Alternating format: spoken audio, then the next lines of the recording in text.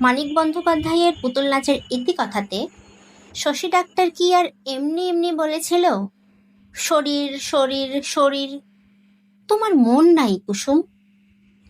মনকে ছুঁয়ে দেওয়ার প্রাণপণ চেষ্টায় শশী তখন হাবুডুবু খাচ্ছিল প্রেমের অতল সাগরে, তাও তল খুঁজে পায়নি। মন বোঝা কি এতই সহজ? আজকাল আমাদের পছন্দ রগরগে যৌবন বর্ণনায় ভরা উপন্যাস, সিনেমা, সিরিজ। কাউকে দেখলাম, ভালো লাগলো, ডেট করলাম, এইটাই। প্রথমে শরীরকে জেনে তারপর মনকে জানার গল্পই এখন আমাদের প্রিয়। কিন্তু মনকে কি আমরা সত্যিই জানতে পারি? মন বোঝা কি এতই সহজ? যারা শরৎচন্দ্র পড়েছে, যারা রবীন্দ্রনাথ পড়েছে, তারা জানে ভালোবাসা কি গভীর মনস্তাত্ত্বিক একটা অনুভূতি। হুমায়ুন যারা পড়েছে তারাও জানে শরীর কাছে পেয়েও মন ছুঁতে না পাওয়ার কষ্ট কিরকম। বলিউড একটা সিনেমা আছে, বাজিরাও মাস্তানি।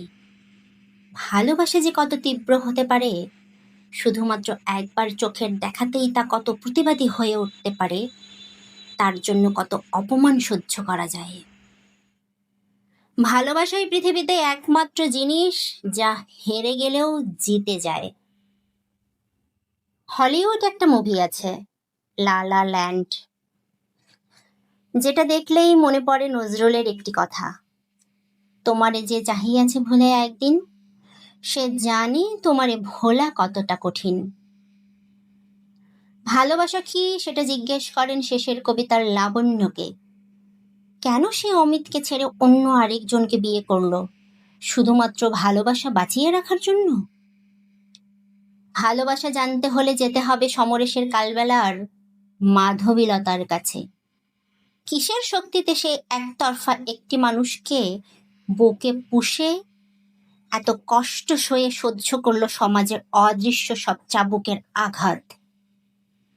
ভালোবাসা জানতে হলে বিভূতিভূষণের অপু অপর্ণা জুটিকে দু চোখ ভরে দেখতে হবে।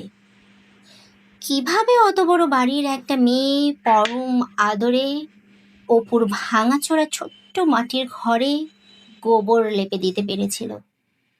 মাসের পর মাস তাকে না দেখে একটা চিঠির অপেক্ষায় কাটিয়ে দিতে পেরেছিল একাকী বিকেলগুলো।